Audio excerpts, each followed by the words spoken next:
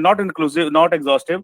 ਇਸ ਦੇ ਸਾਨੂੰ ਪੁਰਸਕਾਰ ਤੇ ਸਰ ਦੇ ਬਹੁਤ ਹੈਗੇ ਆ, ਉਹਨਾਂ ਦਾ ਨਾਮ ਨਹੀਂ ਲਿਆ ਜਾ ਸਕਦਾ ਇੱਥੇ। ਤੋ ਸਰ ਮੈਂ ਤੁਸੀਂ ਦੇਖ ਰਹੇ ਹੋਗੇ ਕਿ ਮੇਰੀ ਆਵਾਜ਼ ਤੋਂ ਹੀ ਵੀ ਆਰ ਸੋ ਐਕਸਾਈਟਿਡ ਕਿ ਅਸੀਂ ਬੜੀ ਕਾਹਲੀ ਕਾਹਲੀ 'ਚ ਬੋਲੀ ਜਾਂਦੇ ਹਾਂ ਤੁਹਾਡੇ ਆਉਣ ਦੇ ਨਾਲ। ਤੁਹਾਡੇ ਦਰਸ਼ਨ ਕੀਤੇ ਅਸੀਂ ਮੈਡਮ ਦਾ ਬਹੁਤ ਸ਼ੁਕਰਗੁਜ਼ਾਰ ਕਰਦੇ ਹਾਂ। ਬਲਜਿੰਦਰ ਮੈਮ ਨੇ ਸਾਨੂੰ ਤੁਹਾਡੇ ਦਰਸ਼ਨ ਕਰਾਤੇ। ਅੱਜ ਤੁਹਾਡੇ ਦੋ ਸ਼ਬਦ ਸੁਣ ਕੇ ਸਾਨੂੰ ਵੀ ਸੇਧ ਮਿਲੇਗੀ, ਔਰ ਕਿਰਪਾ ਕਰੋ ਸਰ ਅੱਜ ਸਾਡੇ ਤੇ ਵੀ, ਤੇ ਸਾਨੂੰ ਸਾਰਿਆਂ ਨੂੰ ਸਿੱਧੇ ਰਾਹ ਪਾਓ, ਗੁਰਬਾਣੀ ਦੇ ਅਕੋਰਡਿੰਗ ਚੱਲਣ ਲਈ ਸਾਨੂੰ ਸੇਧ ਬਖਸ਼ੋ। ਇਹਦੇ ਨਾਲ ਹੀ ਮੈਂ ਤੁਹਾਡਾ ਸਾਰਿਆਂ ਦਾ ਬਹੁਤ ਧੰਨਵਾਦ ਕਰਦਾ, ਸਰ ਨੂੰ ਵੈਲਕਮ ਕਰਦਾ ਜੀ। ਜੀ Gurpreet ma'am. Over to you, sir. Respected sir, Jagbir sir. Over to you. बहुत धन्यवाद doctor Gurpal Singh ji for your kind words.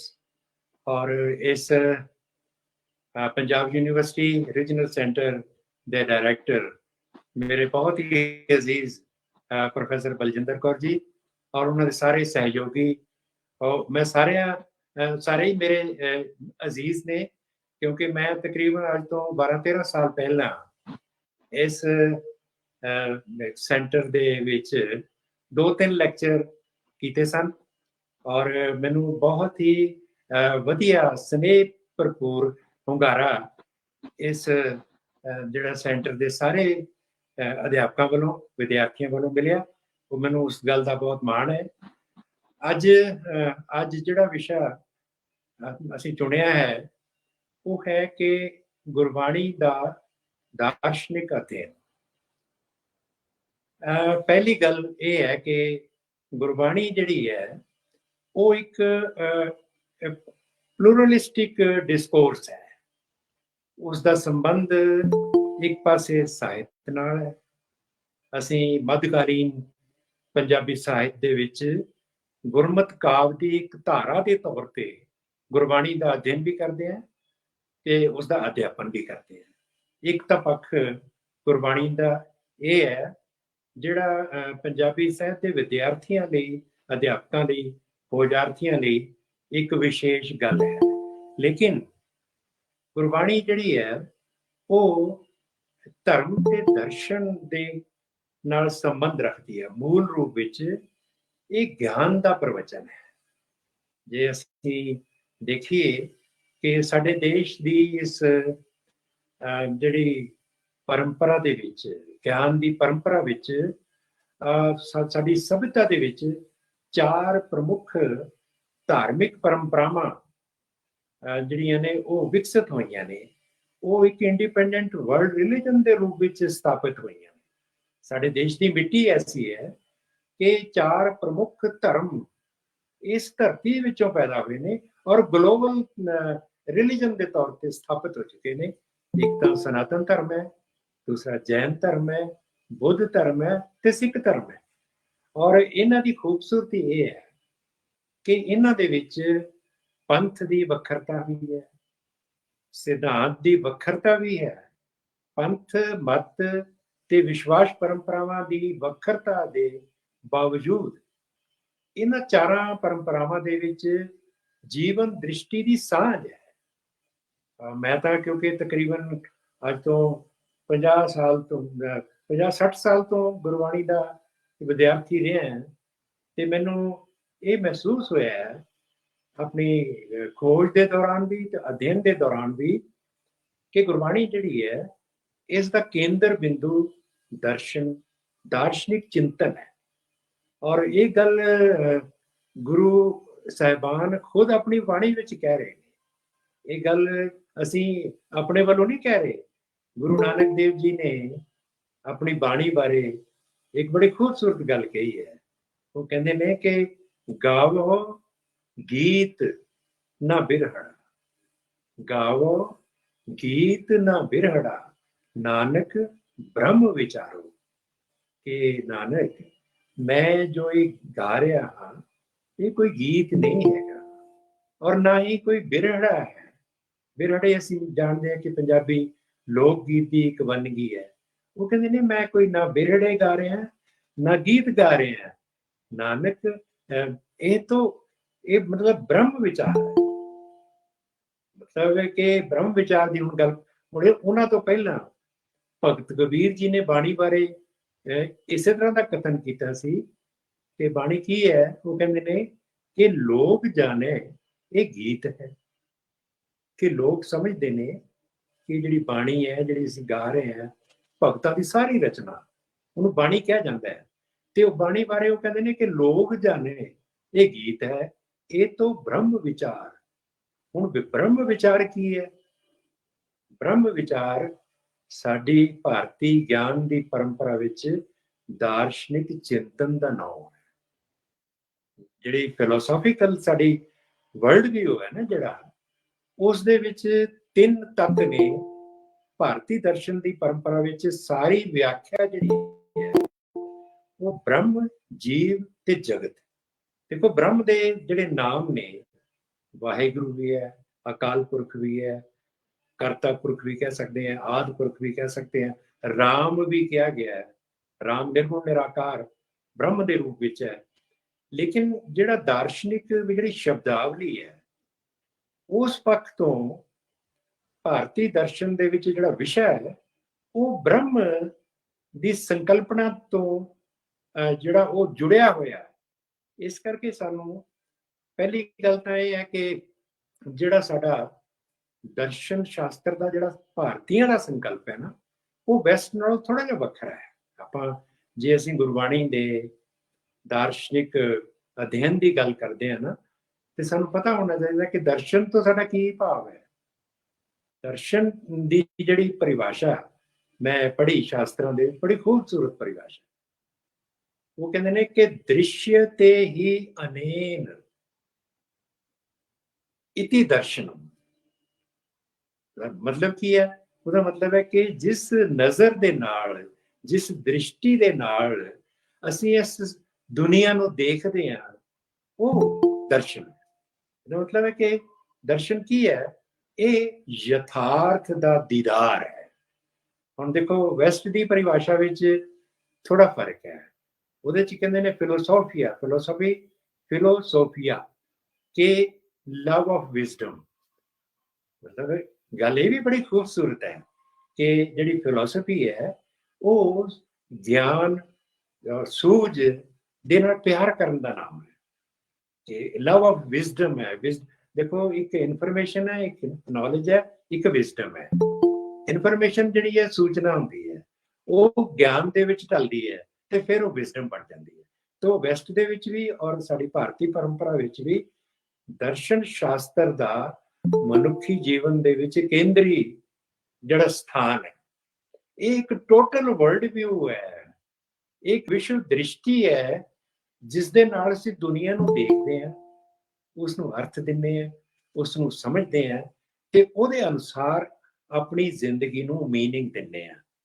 ਤੋ ਇਸ ਰੂਪ ਦੇ ਵਿੱਚ ਅਸੀਂ ਜਦੋਂ ਦੇਖਦੇ ਹਾਂ ਕਿ ਗੁਰਬਾਣੀ ਜਿਹੜੀ ਹੈ ਉਹ ਫਿਰ ਕਿਸ ਤਰ੍ਹਾਂ ਦੇ ਦਾਰਸ਼ਨਿਕ ਚਿੰਤਨ ਨੂੰ ਸਾਡੇ ਸਾਹਮਣੇ ਪੇਸ਼ ਕਰਦੀ ਹੈ, ਮਸਲਾ ਇਹ ਹੈ। ਕਿਉਂਕਿ ਇੱਕ ਗੱਲ ਇਹ ਯਾਦ ਰੱਖਣੀ ਚਾਹੀਦੀ ਹੈ ਕਿ ਦੁਨੀਆ ਦੇ ਵਿੱਚ ਜਿੰਨੀਆਂ ਵੀ ਸਭਿਤਾਵਾਂ ਨੇ, ਜਿੰਨੇ ਵੀ ਮਜ਼ਹਬ ਨੇ, ਜਿੰਨੇ ਵੀ ਧਰਮ ਨੇ, ਜਿੰਨੇ ਰਿਲੀਜਨ ਨੇ, ਇਹ ਤਿੰਨੇ ਟਰਮਸ ਜਿਹੜੀਆਂ ਨੇ ਮੈਂ ਇੱਕ ਫਰਕ ਕਰਨ ਦੇ ਲਈ ਵਰਤ ਰਿਹਾ ਕਿ ਸਾਡੀ ਜਿਹੜੀ ਭਾਰਤ ਦੀ ਪਰੰਪਰਾ ਦੇ ਵਿੱਚ ਧਰਮ ਲਫ਼ਜ਼ ਨੂੰ ਜਿਹੜਾ ਨਾ ਉਹ ਮੁੱਖ ਰੱਖਿਆ ਜਾਂਦਾ ਹੈ। ਜਿਹੜੀ ਅਬਰਾਹਮਿਕ ਸਿਵਲਾਈਜੇਸ਼ਨ 'ਚ ਰਿਲੀਜਨ ਤੇ ਮਜ਼ਹਬ ਸ਼ਬਦ ਵਰਤੇ ਜਾਂਦੇ ਨੇ, ਤੇ ਲੇਕਿਨ ਉਹਨਾਂ ਦਾ ਵਰਲਡ ਵਿਊ ਕੀ ਹੈ, ਇਹ ਮਹੱਤਵਪੂਰਨ ਹੈ ਕਿ ਦੁਨੀਆ ਨੂੰ ਅਸੀਂ ਕਿੱਥੋਂ ਦੇਖਦੇ ਹਾਂ। ਹੁਣ ਦੇਖੋ, ਸਾਡੀ ਜਿਹੜਾ ਸੂਤਰ ਹੈ ਨਾ, ਗੁਰੂ ਅਰਜਨ ਦੇਵ ਜੀ ਦੀ ਖੂਬਸੂਰਤੀ ਦੇਖੋ। ਗੁਰੂ ਅਰਜਨ ਦੇਵ ਜੀ ਆਪਣੇ ਵੇਲੇ ਦੇ ਮੱਧ ਕਾਲ ਦੇ ਉਹ ਇੱਕ ਮਹਾਨ ਜਿਹੜੇ ਨੇ ਚਿੰਤਕ ਨੇ, ਜਿਹੜੇ ਆਪਣੇ ਵੇਲੇ ਦੀਆਂ ਦੋਵੇਂ ਜਿਹੜੀਆਂ ਸੰਸਕ੍ਰਿਤੀਆਂ ਨੇ, ਦੋਵੇਂ ਜਿਹੜੀਆਂ ਸਭਿਤਾਵਾਂ ਨੇ, ਇੱਕ ਪਾਸੇ ਅਬਰਾਹਮਿਕ ਸਭਿਤਾ ਹੈ ਔਰ ਦੂਸਰੇ ਪਾਸੇ ਸਾਡੀ ਇੰਡਿਕ ਭਾਰਤੀ ਸਭਿਤਾ ਹੈ।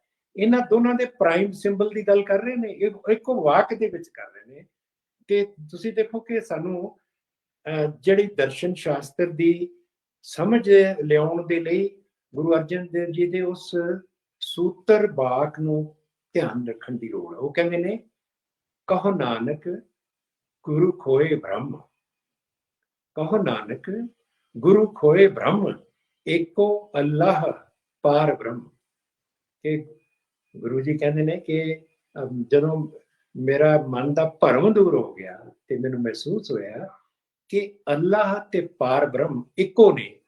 हुण तुसीं कमाल की गल देखो, अज जिहड़े सिविलाइजेशनल स्टडीज़ के विद्यार्थी ने, मेरा भी सरोकार रहा है, मैं एक प्रोजेक्ट किया सी interfaith dialogue in Guru Granth Sahib civilisational कॉन्टैक्सट, कि एक टोटल सिविलाइजेशन है जिहदे विचों ਵੱਖ धर्म परंपरावां उदय ਹੁੰਦੀਆਂ ਨੇ। ਤੇ गुरु जी की करते हैं, उन्होंने प्राइम सिंबल की उन्होंने एक सोझी है, चेतना है, जी अज के बंदियां भी मैनूं लगता बहुत सारे बंदियां पता ही नहीं है कि जिहड़ा भारतीय सभ्यता का प्राइम सिंबल की है वो ब्रह्म है, और जिहड़ा अब्राहमिक जिहड़ी सभ्यता का प्राइम सिंबल की है वो गॉड है, अल्लाह है, कुछ नाम दे दो। इन्हां दोनों च एक बुनियादी अंतर है। अंतर असीं देखो, साडी बाणी ये कहती है कि मेरे प्रभु सच है, एक खेल रचाया, कोई ना किसी ही जिहा हो पाया। कि मेरे प्रभु ने पता नहीं क्यों जिहा खेल रचाया कि कोई भी बंदा भी, वर्तारा भी, सिद्धांत भी, विचार भी कोई ना किसी ही जिहा हो पाया। वो किसी वर्गा नहीं है कोई, वो अपने वर्गा है, लेकिन उस अपने वर्गे दे विच भी दूसरे दे नाल सांझ दी संभावना होंदी है। जिवें मतलब है कि बंदे दे अंदर अध्यात्मक चेतना सारियां दे विच है, ते वो मनुख नूं सारियां नाल जोड़दी भी है, ते उन्हां दी व्यक्तिगत विलक्षणता जिहड़ी उहनूं साडे सामने पेश करदी है। मैं इस करके तुहाडे नाल एक गल कर रहा कि गुरबाणी का जिहड़ा अध्ययन जदों असीं गहराई नाल करांगे, क्योंकि इस तरह हुंदा कि जिहड़ा ज्ञान है उसनूं तुहानूं उस नुक्ते तो पढ़ना चाहिए जिथों सारी गल तुहाडे पकड़ विच आ जाए। मैनूं तां इह लग्गिआ कि गुरबाणी का जिहड़ा सारा प्रवचन है वो परम ज्ञान का प्रवचन है।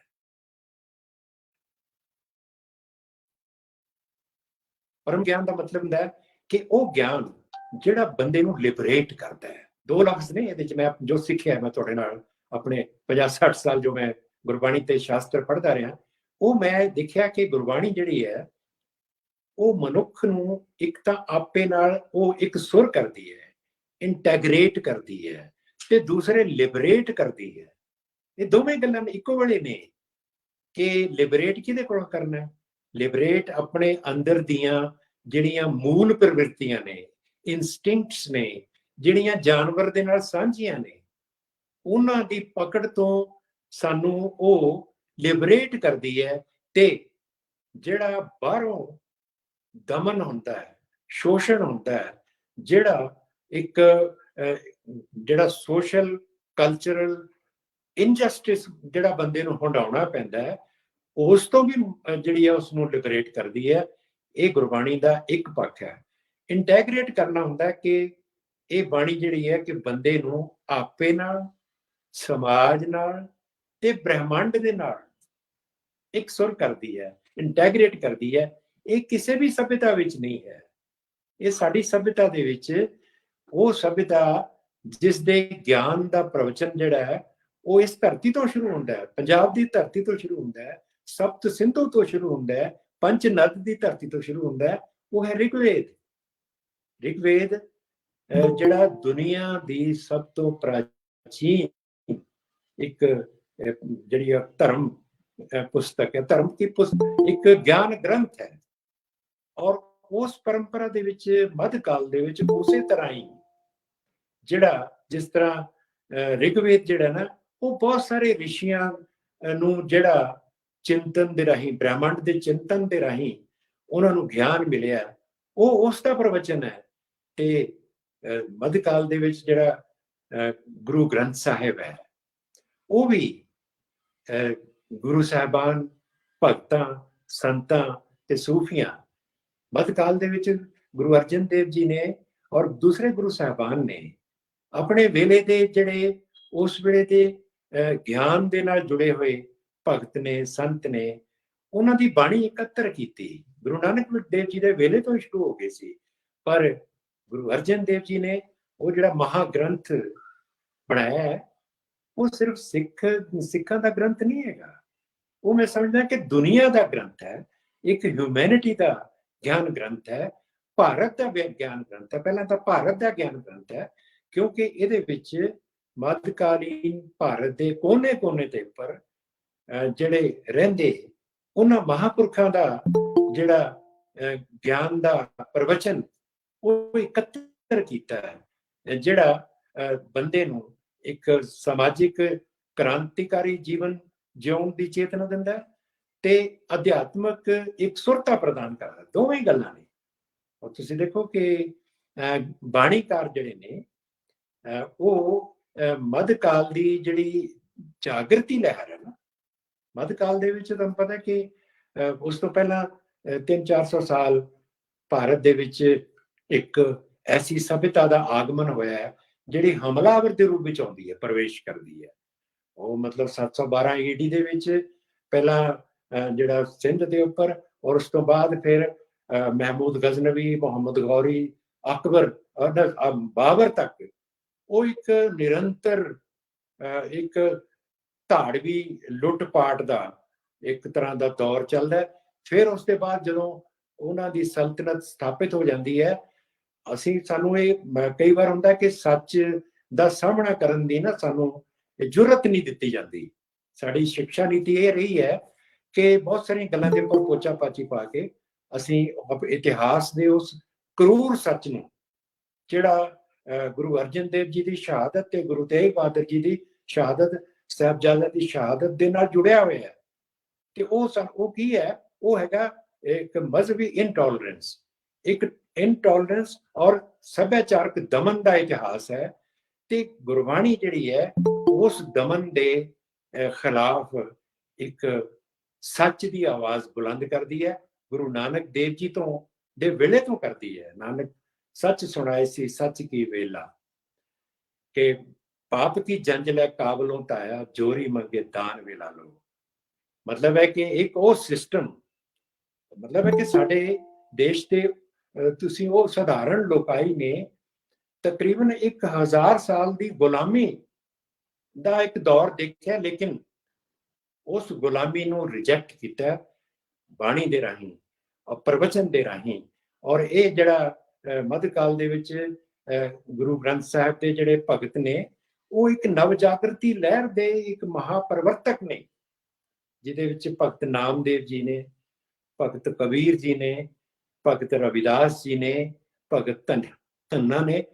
15 ਭਗਤਾਂ ਦੀ ਜਿਹੜੀ ਬਾਣੀ, ਔਰ ਉਹਦੇ ਵਿੱਚ ਬਾਬਾ ਫਰੀਦ ਜੀ ਨੂੰ ਦੀ ਬਾਣੀ ਨੂੰ ਵੀ ਸ਼ਾਮਲ ਕੀਤਾ ਗਿਆ।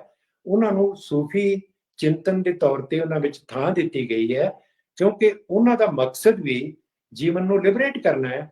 ਤਾਂ ਇਹ ਜਿਹੜਾ ਗਿਆਨ ਗ੍ਰੰਥ ਹੈ, ਜਿਹਨੂੰ ਅਸੀਂ ਬਾਣੀ ਕਹਿੰਦੇ ਆ, ਇਸ ਬਾਣੀ ਦੇ ਨਾਲ ਦਾਰਸ਼ਨਿਕ ਅਧਿਐਨ ਦਾ ਰਿਸ਼ਤਾ ਜੋੜਨ ਦੀ ਗੱਲ ਹੈ। ਤੇ ਮੈਂ ਇਹ ਸਮਝਦਾ ਕਿ ਉਹ ਜੀਵਨ ਦਰਸ਼ਨ ਕਿਹੜਾ, ਉਹਨੂੰ ਮੈਂ 3 ਨੁਕਤਿਆਂ ਵਿੱਚ ਵੰਡਦਾ ਕਿ ਜਿਹੜਾ ਗੁਰੂ ਸਾਹਿਬਾਨ ਦਾ ਜਿਹੜਾ ਦਾਰਸ਼ਨਿਕ ਚਿੰਤਨ ਹੈ, ਉਹ 3 ਤਰ੍ਹਾਂ ਦਾ ਹੈ। ਮੈਂ ਕਈ ਵਾਰ ਮਿਸਾਲ ਦਿੱਤੀ ਹੈ। ਮੇਰੇ ਬਹੁਤ ਹੀ ਮਿੱਤਰ ਜਿਹੜੇ ਹਰਜੀਤ ਸਿੰਘ ਗਿੱਲ ਹੋਰਾਂ ਨੇ, ਉਹਨਾਂ ਨੇ ਇਸ ਨੂੰ ਭਾਰਤੀ ਗਿਆਨ ਨੂੰ ਨਾ, ਉਹਨਾਂ ਨੇ ਕਿਹਾ ਵੀ ਇਹਦੇ 3 ਪੱਖ ਕੀਤੇ ਜਾ ਸਕਦੇ ਨੇ, ਕਿ ਇੱਕ ਇਹਦਾ ਕੋਸਮੋਲੋਜੀਕਲ ਪੱਖ ਹੈਗਾ, ਤੇ ਇੱਕ ਇਹਦਾ ਐਂਥਰੋਪੋਲੋਜੀਕਲ ਪੱਖ ਹੈਗਾ, ਤੇ ਇੱਕ ਸੋਸ਼ੀਓਲੋਜੀਕਲ ਪੱਖ ਹੈਗਾ। ਗੱਲ ਤਾਂ ਉਹੀ ਹੈ ਕਿ ਜਿਹੜੀ ਸਾਡੀ ਜਿਹੜੇ ਚਿੰਤਨ ਦੇ ਵਿੱਚ ਸੀ ਕਿ ਬ੍ਰਹਮ, ਜੀਵ ਤੇ ਜਗਤ, ਇਹ ਮਤਲਬ, ਲੇਕਿਨ ਅੱਜ ਦੀ ਜਿਹੜੀ ਸ਼ਬਦਾਵਲੀ ਹੈ ਉਹਦੇ ਵਿੱਚ ਅਸੀਂ ਕਹੀਏ ਕਿ ਗੁਰਬਾਣੀ ਦੀ ਜਿਹੜੀ ਫਿਲਾਸਫੀ ਹੈ ਉਹਦੇ 3 ਪੱਖ ਨੇ। ਤਾਂ ਪਹਿਲਾ ਪੱਖ ਜਿਹੜਾ ਨਾ, ਉਹ ਹੈਗਾ ਬ੍ਰਹਮ ਕੇਂਦਰਿਤ ਸੋਚ, ਜਿਹਨੂੰ ਕੋਸਮੋਲੋਜੀਕਲ ਪੱਖ ਕਹਿੰਦੇ ਆ, ਕਿ ਸਾਡੀ ਚਿੰਤਨ ਸ਼ੈਲੀ ਦੇ ਵਿੱਚ ਜਿਹੜੀ ਬ੍ਰਹਮ ਦੀ ਪਰਿਭਾਸ਼ਾ ਕੀ ਹੈ, ਉਹ ਤੁਸੀਂ ਦੇਖੋ ਮੋਸਟ ਸਾਇੰਟੀਫਿਕ ਵਿਊ ਹੈ। ਉਹਦੀ ਪਰਿਭਾਸ਼ਾ ਹੈ ਬ੍ਰਿਹਤੇ ਇਤੀ ਬ੍ਰਹਮ, ਕਿ ਬ੍ਰਹਮ ਉਹ ਹੈ ਜਿਹੜਾ ਵੱਧ ਕੇ ਫੈਲ ਗਿਆ। ਹੁਣ ਅੱਜ ਤੁਸੀਂ ਜਿਹੜੀ ਮਾਡਰਨ ਸਾਇੰਸ ਹੈ, ਉਹਦੇ ਵਿੱਚ ਐਕਸਪੈਂਡਿੰਗ ਯੂਨੀਵਰਸ ਦਾ ਸੰਕੇਤ, ਉਹਦੇ 'ਚ ਅਸੀਂ ਕਹਿੰਦੇ ਆ ਕਿ ਇਹ ਜਿਹੜੀ ਰਿਐਲਿਟੀ ਹੈ ਨਾ, ਇਹ ਐਕਸਪੈਂਡਿੰਗ ਯੂਨੀਵਰਸ ਹੈ। ਮਤਲਬ ਇਹ ਟਿਕੀ ਹੋਈ ਨਹੀਂ, ਇਹ ਮਤਲਬ ਨਿਰੰਤਰ ਫੈਲ ਰਿਹਾ ਪਾਸਾਰਾ ਹੈ। ਇਹ ਮਤਲਬ ਅੱਜ ਦੇ ਜਿਹੜੇ ਚਿੰਤਕ ਨੇ, ਵਿਗਿਆਨੀ ਨੇ, ਇਹ ਉਹਨਾਂ ਦੀ ਧਾਰਨਾ ਤੇ ਸਾਡੇ ਰਿਸ਼ੀਆਂ ਨੇ ਇਸ ਗੱਲ ਨੂੰ ਇੱਥੋਂ ਗੱਲ ਸ਼ੁਰੂ ਕੀਤੀ ਹੈ ਕਿ ਬ੍ਰਿਹ ਅਤੇ ਬ੍ਰਹਮ। ਔਰ ਦੂਸਰੀ ਗੱਲ ਇੰਨੀ ਸਪਸ਼ਟ ਹੈਗੀ, ਉਹ ਕਹਿੰਦੇ ਨੇ ਕਿ ਸਰਵਮ ਖਲੂ ਇਦਮ ਬ੍ਰਹਮ, ਕਿ ਜੋ ਕੁਝ ਵੀ ਸਾਡੀ ਨਜ਼ਰ ਦੇ ਸਾਹਮਣੇ ਹੈ, ਜੋ ਕੁਝ ਸਾਡੇ ਅੰਦਰ ਹੈ, ਜੋ ਸਾਡੇ ਬਾਹਰ ਹੈ, ਉਹ ਬ੍ਰਹਮ ਹੈ। ਤੇ ਗੁਰੂ ਨਾਨਕ ਦੇਵ ਜੀ ਇੱਥੋਂ ਆਪਣੇ ਦਰਸ਼ਨ ਸ਼ਾਸਤਰ ਦੀ ਸ਼ੁਰੂਆਤ ਕਰਦੇ ਨੇ। ਤੇ ਇੱਕ ਇਹਨੂੰ ਜਿਹੜਾ ਸਿਧਾਂਤ ਹੁੰਦਾ ਨਾ, ਉਹਨੂੰ ਜੇ ਸਮਝਣਾ ਹੋਵੇ, ਤੁਸੀਂ ਇਹ ਕਹਿ ਸਕਦੇ ਹੋ ਕਿ ਹਰ ਸਿਧਾਂਤ ਜਿਹੜਾ ਨਾ ਇੱਕ ਮਹਾਕਥਾ ਹੁੰਦੀ ਹੈ, ਇੱਕ ਵੱਡੀ ਕਹਾਣੀ ਬਣਾਈ ਜਾਂਦੀ ਹੈ, ਜਿਹਨੂੰ ਅਸੀਂ ਮੈਟਾ ਨੈਰੇਟਿਵ ਕਹਿੰਦੇ ਹਾਂ ਅੱਜ ਦੀ ਟਰਮੀਨੋਲੋਜੀ 'ਚ, ਜਿਹਨੂੰ ਪੋਸਟ ਮਾਡਰਨ ਥਿੰਕਿੰਗ ਦੇ ਵਿੱਚ ਅਸੀਂ ਕਹਿੰਦੇ ਮੈਟਾ ਨੈਰੇਟਿਵ। ਤੇ ਗੁਰਬਾਣੀ ਦਾ ਮੈਟਾ ਨੈਰੇਟਿਵ ਕੀ ਹੈ? ਗੁਰਬਾਣੀ ਦੇ ਮੈਟਾ ਨੈਰੇਟਿਵ ਦੇ 'ਚ ਇਹ ਸੰਕਲਪਨਾ ਪੇਸ਼ ਕੀਤੀ ਗਈ ਹੈ ਕਿ ਇੱਕ ਤਾਂ ਹੈਗਾ ਪਰਮ ਸੱਚ ਤੇ ਇੱਕ ਹੈਗਾ ਅਪਰਮ ਸੱਚ। ਇੱਕ ਉਹ ਸੱਚ ਹੈ ਜਿਹੜਾ ਸਦੀਵੀ ਹੈ, ਇੱਕ ਉਹ ਹੈ ਜਿਹੜਾ ਮਾਇਆਵੀ ਹੈ, ਜਿਹੜਾ ਭਰਮ ਹੈ, ਜਿਹੜਾ ਸੁਪਨਾ ਹੈ। ਇਹ ਸਾਡੀ ਦੁਨੀਆ ਨੂੰ ਦੇਖਣ ਦੀ ਇੱਕ ਕਹਾਣੀ ਹੈ ਕਿ ਸੰਸਾਰ ਦੀ ਜਿਹੜੀ ਸਾਰੀ ਸਿਰਜਣਾ ਹੈ, ਇੱਕ ਤਾਂ ਨਿਰਗੁਣ ਨਿਰਾਕਾਰ ਬ੍ਰਹਮ ਹੈ, ਕਿ ਬ੍ਰਹਮ ਜਾਂ ਅਲਟੀਮੇਟ ਰਿਐਲਿਟੀ ਹੈ। ਬ੍ਰਹਮ ਮੀਨਸ ਅਲਟੀਮੇਟ ਰਿਐਲਿਟੀ, ਕਿ ਅਲਟੀਮੇਟ ਰਿਐਲਿਟੀ ਦਾ ਇੱਕ ਉਹ ਰੂਪ ਹੈ ਜਿਹੜਾ ਹਮੇਸ਼ਾ ਰਹਿਣ ਵਾਲਾ, ਉਹ ਕਦੇ ਖਤਮ ਨਹੀਂ ਹੁੰਦਾ। ਇਹ ਸਾਡੀ ਚਿੰਤਨ ਦੀ ਹੈਗੀ, ਜਿਹੜੀ ਗੁਰਬਾਣੀ ਦੇ ਵਿੱਚ ਪੂਰੀ ਤਰ੍ਹਾਂ ਉਸ ਰੂਪ ਦੇ ਵਿੱਚ ਸਮਾਈ ਹੋਈ ਹੈ। ਤੇ ਉਹ ਕਿਸ ਤਰ੍ਹਾਂ ਕਿ ਦੇਖੋ, ਮੂਲ ਮੰਤਰ ਦੇ ਵਿੱਚ ਉਸ ਪਰਮ ਸੱਚ ਦੀ ਪੂਰੀ ਤਰ੍ਹਾਂ ਨਿਸ਼ਾਨਦੇਹੀ ਕੀਤੀ ਗਈ ਹੈ। ਇਸ ਕਰਕੇ ਅਸੀਂ ਕਹਿੰਦੇ ਹਾਂ ਕਿ ਜਿਹੜਾ ਮੂਲ ਮੰਤਰ ਹੈ ਨਾ, ਉਹ ਸਿੱਖ ਚਿੰਤਨ ਦਾ ਇੱਕ ਸਿਧਾਂਤ ਕਥਨ ਹੈ। ਉਹ ਸਿੱਖ ਵਿਚਾਰਧਾਰਾ, ਸਿੱਖ ਫਿਲਾਸਫੀ ਦਾ ਦਾਰਸ਼ਨਿਕ ਕਥਨ ਹੈ, ਔਰ ਬੜੀ ਸਹੀ ਗੱਲ ਕਹੀ ਗਈ ਹੈ। ਉਹ ਕਿਉਂ ਹੈ? ਉਹਦੇ ਵਿੱਚ ਤੁਸੀਂ ਦੇਖੋ 3-4 ਗੱਲਾਂ ਨੇ। ਉਹਦੇ ਚ ਗੱਲ ਆਉਂਦੀ ਹੈ ਇੱਕ ਓਂਕਾਰ, ਸਤਨਾਮ ਕਰਤਾ ਪੁਰਖ ਨਿਰਭਉ ਨਿਰਵੈਰ ਅਕਾਲ ਮੂਰਤ ਅਜੂਨੀ ਸੈਭੰ ਗੁਰ ਪ੍ਰਸਾਦ। ਇਹ ਜਿਹੜੀ ਗੁਰਬਾਣੀ ਦੀ ਜਿਹੜੀ ਫਿਲਾਸਫੀ ਦਾ ਕੇਂਦਰ ਬਿੰਦੂ ਹੈ। ਹੁਣ ਇਹਦੇ ਚ ਤੁਸੀਂ ਦੇਖੋ ਕਿ ਇੱਕ ਓਂਕਾਰ ਜਿਹੜਾ ਨਾ, ਓਂਕਾਰ ਇਹ ਬ੍ਰਹਮ ਦਾ ਲਖਾਇਕ ਹੈ। ਓਂਕਾਰ ਦੀ ਵਿਆਖਿਆ ਕਈ ਵਾਰ ਅੰਗਰੇਜ਼ੀ ਵਿੱਚ ਟ੍ਰਾਂਸਲੇਸ਼ਨ ਤੁਸੀਂ ਦੇਖੋਗੇ ਨਾ, ਉਹ ਇੱਕ ਤਰ੍ਹਾਂ ਦਾ ਮਿਸਨੋਮਰ ਹੈ, ਕਿਉਂਕਿ ਗੱਲ ਹੈ ਕਿ ਹਰ ਸਭਿਅਤਾ ਦੀ ਆਪਣੀ ਟਰਮੀਨੋਲੋਜੀ ਹੁੰਦੀ ਹੈ। ਉਸ ਨੂੰ ਤੁਸੀਂ ਦੂਸਰੀ ਟਰਮੀਨੋਲੋਜੀ ਕਰੋਗੇ ਤੇ ਤੁਸੀਂ you will miss the point. ਮੈਂ ਕਈ ਵਾਰ ਦੇਖਦਾ ਇੱਕ ਓਂਕਾਰ ਦਾ ਟ੍ਰਾਂਸਲੇਸ਼ਨ ਅੰਗਰੇਜ਼ੀ 'ਚ ਕੀ ਕੀਤਾ ਹੈ, ਗੋਡ ਇਜ਼ ਵਨ। ਸਾਡੇ ਤਾਂ ਗੋਡ ਦਾ ਕਨਸੈਪਟ ਹੀ ਨਹੀਂ ਹੈਗਾ। ਸਾਡੇ ਜਿਹੜਾ ਕਨਸੈਪਟ ਦਾ ਬ੍ਰਹਮ ਹੈ, ਗੋਡ ਦਾ ਹੈਗਾ ਟ੍ਰਾਂਸੈਂਡੈਂਟ ਬੀਇੰਗ, ਉਹ ਪਰਮ ਹਸਤੀ ਜਿਹੜੀ 14 ਤਬਕ ਤੋਂ ਬਾਹਰ ਹੈ, ਉਹ ਗੋਡ ਹੈ। ਸਾਡੇ ਇਸ ਤਰ੍ਹਾਂ ਦਾ ਸੰਕਲਪ ਨਹੀਂ ਹੈਗਾ। ਸਾਡੇ ਤਾਂ ਹੈਗਾ ਸਰਵ ਵਿਆਪਕ ਇਮਾਨੈਂਸ। ਤਾਂ ਫਰਕ ਇਹ ਹੈ ਕਿ ਇੱਕ ਓਂਕਾਰ ਨੂੰ ਵਨ, ਗੋਡ ਇਜ਼ ਵਨ ਨਹੀਂ ਅਸੀਂ ਕਹਿ ਸਕਦੇ, ਇਹਨੂੰ ਕਹਿ ਸਕਦੇ ਕਿ ultimate reality is one, oneness of the ultimate reality. ਤੇ ਉਹ ਓਂਕਾਰ ਤਾਂ ਸਿੰਬਲ ਹੈ। ਓਂਕਾਰ ਕੋਈ ਸ਼ਬਦ ਨਹੀਂ ਹੈਗਾ। ਓਮ ਦਾ ਮਤਲਬ ਅ ਊ ਤੇ ਮ, ਅ ਊ ਤੇ ਮ ਇੱਕ ਪਿਓਰ ਸਾਊਂਡ ਹੈ, ਔਰ ਇਹ ਸਾਊਂਡ ਇੱਕ ਸਿੰਬਲ ਹੈ ਉਸ ਅਲਟੀਮੇਟ ਰਿਐਲਿਟੀ ਦਾ। ਗੁਰੂ ਸਾਹਿਬਾਨ ਉਸ ਸਾਰੀ ਪਰੰਪਰਾ ਤੋਂ ਵਾਕਿਫ ਨੇ, ਇਸੇ ਕਰਕੇ ਉਹ ਆਪਣੀ ਸ਼ੁਰੂਆਤ ਇੱਕ ਓਂਕਾਰ ਤੋਂ ਕਰਦੇ ਨੇ। ਔਰ ਫਿਰ ਸਤਨਾਮ, ਸਤ ਮੈਨੇ ਰੀਅਲ, ਤੇ ਉਹ ਜਿਹੜਾ ਇੱਕ ਓਂਕਾਰ ਹੈ ਨਾ, ਇਹ ਨਾਉਨ ਹੈ, ਬਾਕੀ ਐਡਜੈਕਟਿਵਸ ਨੇ। ਇੱਕ ਓਂਕਾਰ ਦਾ ਮਤਲਬ ਹੈ ਕਿ ਉਹ ਇੱਕ ਵਨ ਅਲਟੀਮੇਟ ਰਿਐਲਿਟੀ, ਕਿ ਇਹ ਪਰਮ ਸੱਚ ਦੁਨੀਆ ਦਾ ਇੱਕ ਹੈ, ਔਰ ਉਹ ਸੱਤ ਹੈ। ਨਾਮ, ਹੁਣ ਨਾਮ ਲਫ਼ਜ਼ ਜਿਹੜੇ ਨਾ, ਮੈਂ ਜੋ ਸਮਝਿਆ ਤੁਹਾਡੇ ਨਾਲ ਸ਼ੇਅਰ ਕਰ ਰਿਹਾ, ਇਹਦੇ 'ਚ ਬਹੁਤ ਸਾਰੀਆਂ ਵਿਆਖਿਆਵਾਂ ਮਿਲਦੀਆਂ ਨੇ, ਤੇ ਮੇਰੀ ਵਿਆਖਿਆ ਆਪਣੇ ਜੋ ਮੈਂ ਸਮਝਿਆ ਮੈਂ ਤੁਹਾਡੇ ਨਾਲ ਸ਼ੇਅਰ ਕਰ ਰਿਹਾ, ਕਿਉਂਕਿ ਮੈਂ ਇਹ ਸਮਝਿਆ ਕਿ ਭਾਰਤੀ ਚਿੰਤਨ ਦੇ ਵਿੱਚ ਦੁਨੀਆ ਨੂੰ ਨਾਮ ਰੂਪਾਤਮਕ ਕਿਹਾ ਗਿਆ। ਇਹ ਸੰਸਾਰ ਕੀ ਹੈ? ਇਹ ਨਾਮ ਤੇ ਰੂਪ ਦਾ ਸੰਜੋਗ ਹੈ। ਨਾਮ ਤੇ ਰੂਪ ਕੀ ਹੈ? ਕਿ ਰੂਪ ਪਰਿਵਰਤਨਸ਼ੀਲ ਹੈ ਤੇ ਨਾਮ ਪਰਮਾਨੈਂਟ ਹੈ। ਨਾਮ ਸਦੀਵੀ ਤੱਤ ਹੈ, ਔਰ ਜਿਹੜਾ ਰੂਪ ਹੈ ਉਹ ਤਬਦੀਲ ਹੁੰਦਾ ਹੈ। ਹੁਣ ਤੁਸੀਂ ਦੇਖੋ ਰੂਪ ਦਾ ਬਦਲ, ਸਾਡੇ ਸਾਹਮਣੇ ਜਿਹੜਾ ਸੰਸਾਰ ਹੈ ਇਹ ਪਰਿਵਰਤਨਸ਼ੀਲ ਹੈ, ਇਹ ਰੂਪ ਦਾ ਪੱਖ ਹੈ, ਲੇਕਿਨ ਇੱਕ ਇਹਦੇ ਪੱਖ ਜਿਹੜਾ ਨਾ, ਇਹਦੇ ਅੰਦਰ ਪਰਮਾਨੈਂਸ ਦਾ ਵੀ ਹੈਗਾ।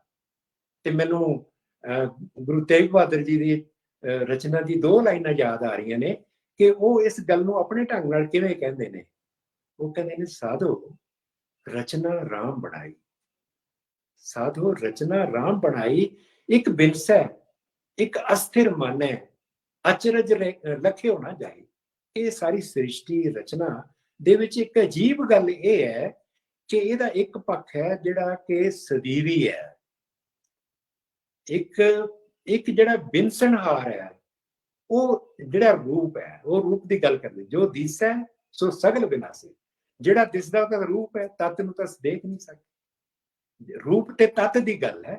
ਸਾਡੇ ਮਤਲਬ ਤੁਸੀਂ ਦੇਖੋ ਗੁਰਬਾਣੀ ਤੇ ਸਾਡੇ ਰਿਸ਼ੀਆਂ ਨੇ ਜਿਹੜੀ ਫਿਲਾਸਫੀ ਸਾਨੂੰ ਦਿੱਤੀ ਹੈ, ਉਹ ਦੁਨੀਆ ਨੂੰ ਦੇਖਣ ਦੀ ਕਿੰਨੀ ਖੂਬਸੂਰਤ ਔਰ ਕਿੰਨੀ ਮਤਲਬ ਜ਼ਿੰਦਗੀ ਦੇ ਨਾਲ ਇੱਕ ਐਸੀ ਗਹਿਰੀ ਫਿਲਾਸਫੀ ਸਾਨੂੰ ਦਿੰਦੇ ਹੈ ਸਾਡੇ ਜਿਹੜੇ ਰਿਸ਼ੀ ਨੇ, ਸਾਡੇ ਗੁਰੂ ਨੇ, ਸਾਡੇ ਭਗਤ ਨੇ, ਸਾਡੇ ਸੰਤ ਨੇ। ਔਰ ਉਹਨਾਂ ਨੇ ਜਿਹੜਾ ਸਾਨੂੰ ਇਸ ਦੁਨੀਆ ਦੀ ਜਿਹੜੀ ਵਿਆਖਿਆ ਕੀਤੀ ਹੈ ਉਹਦੇ ਚ, ਔਰ ਫਿਰ ਉਹਦੇ ਚ ਆਉਂਦਾ ਹੈ ਕਿ ਕਰਤਾ ਪੁਰਖ। ਹੁਣ ਇੱਕ ਓਂਕਾਰ ਤਾਂ ਇੱਕ ਆਪਣੇ ਮੂਲ ਪਰਮ ਰੂਪ ਦੇ ਵਿੱਚ ਜਿਹੜਾ ਰਿਐਲਿਟੀ ਦਾ ਉਹ ਹੋਣਾ ਪਰਮ ਸੱਚ ਹੈ, ਤੇ ਇੱਕ ਜਿਹੜਾ ਪਰਮ ਸੱਚ ਤੋਂ ਹੇਠ ਹੈ ਉਹਨੂੰ ਕਿਹਾ ਗਿਆ ਕਿ ਸੰਸਾਰ ਦੇ 2 ਪੱਖ ਨੇ। ਇੱਕ ਹੁੰਦਾ ਨਿਤਯ, ਇੱਕ ਹੁੰਦਾ ਅਨਿਤਯ। ਇਹ ਸੰਸਕ੍ਰਿਤ ਦੇ ਲਫ਼ਜ਼ ਨੇ, ਉਹ ਤਾਂ ਬੜਾ ਮਤਲਬ ਪੰਜਾਬੀ ਚ ਇਹਦਾ ਕੀ ਹੈ?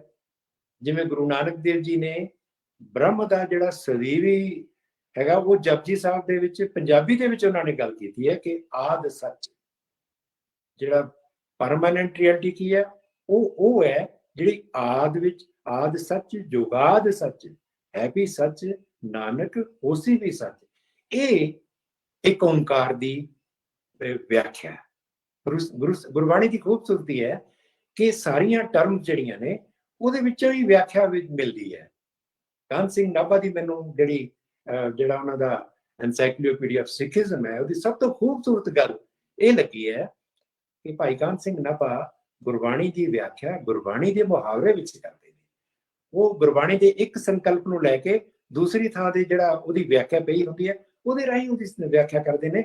ਤੇ ਮੈਨੂੰ ਲੱਗਦਾ ਕਿ ਜਿਹੜੀ ਗੁਰਬਾਣੀ ਹੈ ਉਸਨੇ ਇਹ ਜਿਹੜਾ ਮੂਲ ਮੰਤਰ ਦੇ ਵਿੱਚ ਜਿਹੜਾ ਪਰਮ ਸੱਚ ਦੀ ਗੱਲ ਕਹੀ ਹੈ, ਉਹਦੇ ਵਿੱਚ ਇੱਕ ਤਾਂ ਉਹਦੇ ਸਦੀਵੀ ਰੂਪ ਦੀ ਗੱਲ ਕੀਤੀ ਗਈ ਹੈ, ਫਿਰ ਉਹਦੇ ਚ 2 ਜਿਹੜੇ ਗੁਣ ਨੇ ਉਹ ਸਮਾਜ ਨਾਲ ਰਿਲੇਟਡ ਨੇ। ਉਹ ਹੈ ਨਿਰਭਉ ਤੇ ਨਿਰਵੈਰ। ਨਿਰਭਉ ਤੇ ਨਿਰਵੈਰ, ਭੈ ਤੇ ਵੈਰ, ਇਹ ਜਿਹੜੇ 2 ਲੱਛਣ ਨੇ, ਇਹ ਤਾਂ ਮਨੁੱਖ ਦੇ ਨੇ, ਬ੍ਰਹਮ ਦੇ ਨਹੀਂ ਹੈਗੇ।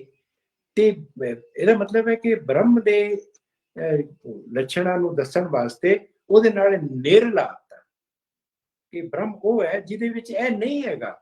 ਇਹਦਾ ਮਤਲਬ ਉਹਦੀ ਲਿਮਿਟੇਸ਼ਨ ਤੋਂ ਪਰਾਂ ਹੈ। ਜਿਹੜਾ ਮਨੁੱਖ ਹੈ ਉਹ ਲਿਮਿਟਿਡ ਹੈ, ਲੇਕਿਨ ਜਿਹੜਾ ਬ੍ਰਹਮ ਹੈ ਉਹ ਅਨਲਿਮਿਟਿਡ ਹੈ, ਤੇ ਉਸ ਨੂੰ ਸਮਾਜਿਕ ਜੀਵਨ ਦਾ ਇੱਕ ਮਾਡਲ ਮੰਨਿਆ ਜਾ ਸਕਦਾ। ਦੇਖੋ ਜਿਹੜਾ ਕਿਸੇ ਵੀ ਧਾਰਮਿਕ ਜਿਹੜਾ ਸਿਧਾਂਤ ਹੁੰਦਾ ਹੈ ਨਾ, ਉਹਦੇ ਮੂਲ ਮੰਤਰ ਦੇ ਵਿੱਚ ਸਾਰੀਆਂ ਗੱਲਾਂ ਪਈਆਂ ਹੁੰਦੀਆਂ ਨੇ ਕਿ ਮਨੁੱਖ ਨੂੰ ਜ਼ਿੰਦਗੀ ਜੀਵਣੀ ਕਿਵੇਂ ਚਾਹੀਦੀ ਹੈ। ਉਹ ਹੈ ਨਿਰਭਉ ਤੇ ਨਿਰਵੈਰ ਹੋ ਕੇ ਜਿਉਣਾ ਚਾਹੀਦਾ ਹੈ। ਕਿਆ ਖੂਬਸੂਰਤ ਮਾਡਲ ਹੈ ਕਿ ਜੇ ਉਹ ਪਰ ਬ੍ਰਹਮ, ਉਹ ਕਰਤਾ ਪੁਰਖ, ਉਹ ਵਾਹਿਗੁਰੂ, ਉਹ ਅਗਰ ਨਿਰਭਉ ਤੇ ਨਿਰਵੈਰ ਹੈ, ਉਹ ਬੰਦੇ ਲਈ ਜਿਉਣ ਦਾ ਮਾਡਲ ਹੈ। ਡਰਨਾ ਸਾਡੀ ਮਾਨਵਤਾ ਨੂੰ ਘਟਾਉਂਦਾ ਹੈ ਕਿ ਅਸੀਂ ਕਿਸੇ ਬਾਹਰਲੀ ਸ਼ਕਤੀ ਤੋਂ ਜਦੋਂ ਭੈਭੀਤ ਹੋ ਜਾਂਦੇ ਹਾਂ ਤੇ ਸਾਡੀ ਮਾਨਵਤਾ ਨੂੰ ਉਹ ਬਹੁਤ ਵੱਡਾ ਉਹ ਖਤਰਾ ਹੈ ਕਿ ਇਹਦਾ ਮਤਲਬ ਅਸੀਂ ਰਿਡਿਊਸ ਹੋ ਜਾਂਦੇ ਹਾਂ, ਸਾਡੇ ਕੋਈ ਵੁਕਤ ਨਹੀਂ। ਤੇ ਜਦੋਂ ਵੈਰ ਕਮਾਉਣੇ ਆ, ਇਹਦਾ ਮਤਲਬ ਹੈ ਦੂਸਰੇ ਦੀ ਵੁਕਤ ਨੂੰ ਅਸੀਂ ਪਛਾਣਨ ਤੋਂ ਇਨਕਾਰ ਕਰਦੇ ਹਾਂ। ਗੁਰਬਾਣੀ ਤਾਂ ਸਾਨੂੰ ਇਹ ਦ੍ਰਿਸ਼ਟੀ ਦਿੰਦੀ ਹੈ ਕਿ ਆਪਣੀ ਹੋਂਦ ਦੀ ਗੌਰਵਮਈ ਜਿਹੜੀ ਅਵਸਥਾ ਹੈ ਉਸ ਦਾ ਮਾਣ ਕਰੀਏ, ਤੇ ਦੂਸਰੇ ਦੀ ਜਿਹੜੀ ਸੁਤੰਤਰਤਾ ਹੈ, ਉਹਦੀ ਆਸਥਾ ਹੈ, ਉਸ ਨੂੰ ਵੀ ਓਨਾ ਹੀ ਮਾਣ ਦੇਈਏ, ਉਹਦੇ ਨਾਲ ਵੈਰ ਨਾ ਕਮਾਈਏ। ਹੁਣ ਮੈਨੂੰ ਗੁਰੂ ਗੋਬਿੰਦ ਸਿੰਘ ਜੀ ਦੀ ਅਕਾਲ ਉਸਤਤ ਦੇ ਵਿੱਚ ਮੂਲ ਮੰਤਰ ਵਰਗੀ ਇੱਕ ਰਚਨਾ ਯਾਦ ਆਉਂਦੀ ਹੈ। ਤੇ ਤੁਸੀਂ ਦੇਖੋਗੇ ਕਿ ਬਾਣੀ ਨੂੰ ਪੜ੍ਹਨਾ ਕਿਵੇਂ ਹੈ। ਮੈਂ ਜੋ ਜਿਸ ਤਰੀਕੇ ਨਾਲ ਮੈਂ ਦੇਖਿਆ ਤੇ ਤੁਹਾਨੂੰ ਉੱਥੇ ਪਤਾ ਲੱਗੇਗਾ। ਉਹ ਕਹਿੰਦੇ ਨੇ ਕਿ ਚੱਕਰ ਚਿਹਨ ਅਰ ਵਰਨ ਜਾਤ ਅਰ ਪਾਤ ਨਹਿਨ ਜੀ, रूप रंग और रेख भेख को कह न सके। गुरु गोबिंद सिंह जी भी मूल मंत्र वांग उस परम सच की व्याख्या कर रहे हैं कि वो परम सच की है कि चक्र चिन्ह और वर्ण जात, कि वो है कि जिहदा ना चक्र चिन्ह है ते ना वर्ण जात है। हुण तुसीं एक गल देखो, एक नवी आइडियोलॉजी इहदे विच आ गई है। गुरु नानक देव जी जां जिहड़ा साडा मूल मंत्र दे विच सी ਨਿਰਭਉ ਤੇ ਨਿਰਵੈਰ, ਗੁਰੂ ਗੋਬਿੰਦ ਸਿੰਘ ਜੀ ਨੇ ਉਹਦੇ ਚ 2 ਮੋਰਲ ਵੈਲਿਊਜ਼ ਹੋਰ ਲਿਆਂਦੀਆਂ ਨੇ। ਉਹ ਹੈ ਜਾਤ ਵਰਨ। ਜਾਤ ਵਰਨ ਸੋਸ਼ੀਓਲੋਜੀਕਲ ਤੋਂ ਦੱਸਿਆ ਨੇ ਕਿ ਜਿਹੜਾ ਦਾਰਸ਼ਨਿਕ ਚਿੰਤਨ ਦੇ ਵਿੱਚ ਇੱਕ ਸੋਸ਼ਲ ਫਿਲਾਸਫੀ ਹੈ, ਇੱਕ ਕਾਸਮਿਕ ਫਿਲਾਸਫੀ ਹੈ।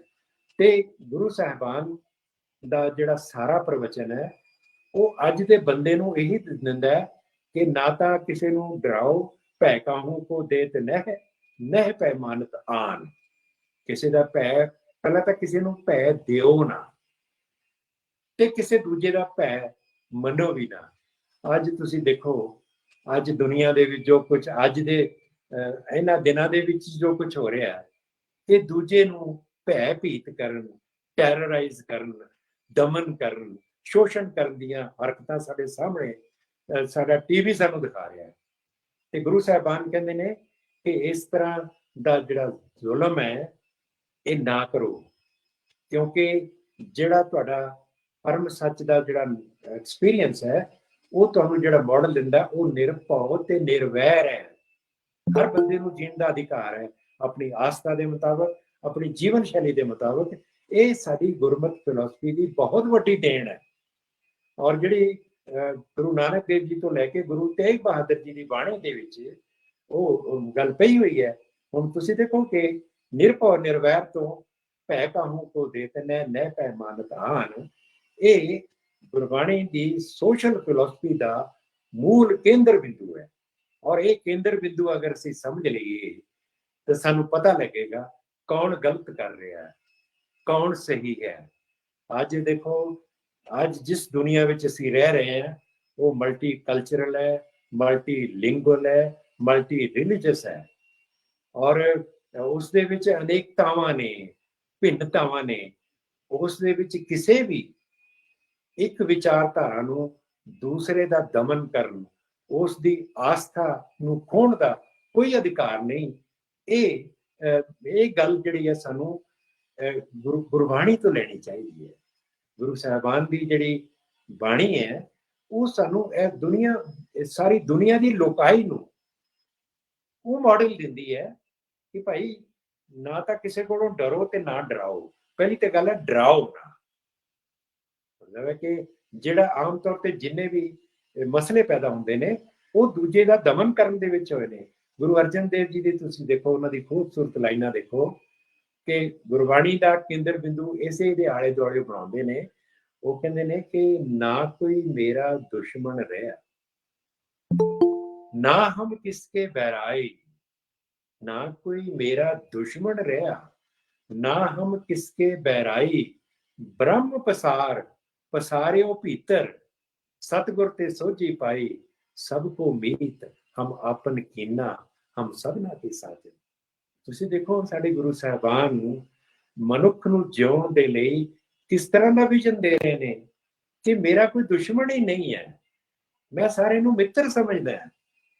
ਤੇ ਇਹ ਮਿੱਤਰਤਾ ਦੀ ਭਾਵਨਾ ਅੱਜ ਦੇ ਸਮਾਜ ਦੇ ਵਿੱਚ, ਜਿਹਦੇ ਚ ਜਿਹੜਾ ਸਿਵਲਾਈਜੇਸ਼ਨਸ ਦਾ ਕਲੈਸ਼ ਹੋ ਰਿਹਾ ਹੈ, ਜਿਹਦੇ ਚ ਸੱਭਿਆਚਾਰਾਂ ਦਾ ਟਕਰਾਅ ਹੋ ਰਿਹਾ ਹੈ, ਉਹਦੇ ਵਿੱਚ ਗੁਰਬਾਣੀ ਸਾਨੂੰ ਜ਼ਿੰਦਗੀ ਜਿਉਣ ਦਾ ਤੇ ਦੂਸਰੇ ਦੇ ਨਾਲ ਇੱਕ ਪੀਸਫੁਲ ਕੋਐਗਜ਼ਿਸਟੈਂਸ ਦਾ।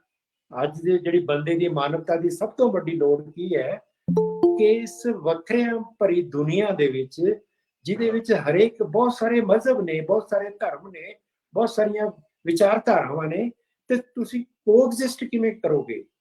ਅਸੀਂ ਕੀ ਕਰਦੇ ਹਾਂ ਕਿ ਆਪਣੀ ਵਿਚਾਰਧਾਰਾ ਨੂੰ ਐਸਾ ਹਥਿਆਰ ਬਣਾ ਲੈਂਦੇ ਹਾਂ ਕਿ ਜਿਹੜਾ ਉਹਦੇ ਨਾਲ ਨਹੀਂ ਸਮਝਿਆ ਉਹਦੇ ਪ੍ਰਤੀ ਇੰਟੋਲਰੈਂਟ ਹੋ ਜਾਂਦਾ। ਇੰਟੋਲਰੈਂਸ ਇਜ਼ ਨਾਟ ਐਕਸੈਪਟੇਬਲ।